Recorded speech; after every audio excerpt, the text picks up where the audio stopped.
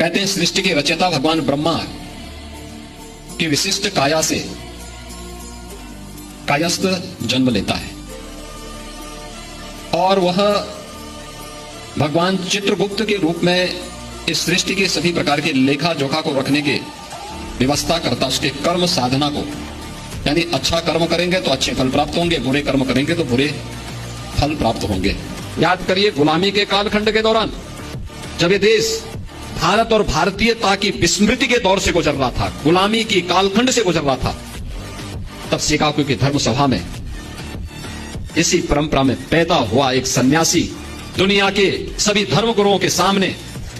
इस बात का उद्घोष करता है कि मैं भारत की उस परंपरा से आया हूं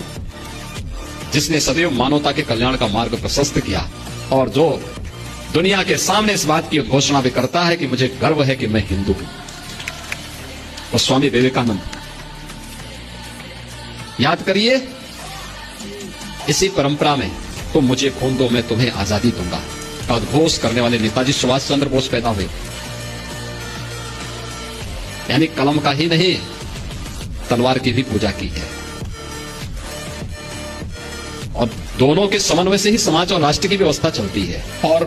पिछले हजारों वर्षों से यह परंपरा चली आ रही है। यहीं पर नहीं, पूरे देश के अंदर कायस्थ समाज एक प्रबुद्ध समाज माना जाता है, पढ़ा लिखा समाज, और जीवन का कोई ऐसा पक्ष नहीं है, क्या धर्म का, क्या अर्थ का, क्या प्रशासन का, क्या व्यवसाय का,